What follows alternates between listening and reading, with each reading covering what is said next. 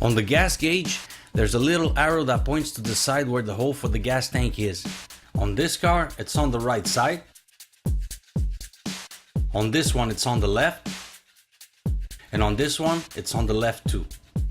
This tip can be useful if you rent or borrow a car, or if you often use different cars. If, when exiting a back street or a narrow street, you have to cross a sidewalk and you don't see to the sides because of the building walls, look for reflections in the doors of the parked cars, if there are any, to see if there's somebody coming on the sidewalk. To what side do I have to turn the steering wheel when backing up? People tend to believe that, for example, if we want to back up to the right, we have to turn the wheel to the left, meaning we have to invert the way we turn the wheel since we're backing up. It's very simple. You always turn the steering wheel to the side where you want to go, no matter if you're backing up or moving forward. If I turn the wheel to the left, I move forward to the left, and if I back up to the left too. If I turn the wheel to the right and move forward, I go to the right, and if I back up, I go to the right too. Example, if I want to parallel park on the right side of the street, I turn the wheel to the right, then I back up.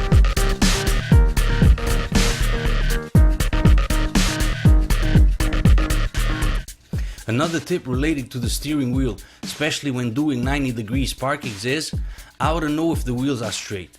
For the wheels to be straight, the steering wheel also has to be straight. But there are 3 positions where the steering wheel can be straight.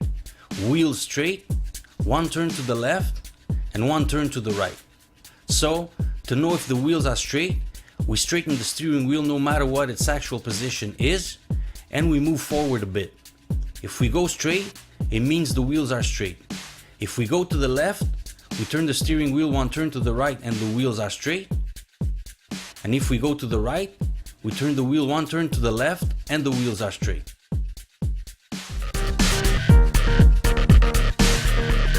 Talking about 90-degree parking, here's a very common mistake. When you're exiting a parking by backing up between 2 cars, don't turn the steering wheel right away. If you do, you'll hit one of the cars depending on what side you turn your steering wheel. Always back up as much as you can before turning the steering wheel, ideally until you got out of the parking spot completely. The closer the cars on the sides, the more you have to back up before turning the wheel. If you're driving on a street where there are no parked cars on one side and no visible lines on the asphalt, and you don't know if it's a 1- or 2-way street, look at the panels on the other side of the street. If you see the back of them, like in this case, it means you're on a 2-way street. If you see the front of them, you're on a 1-way street.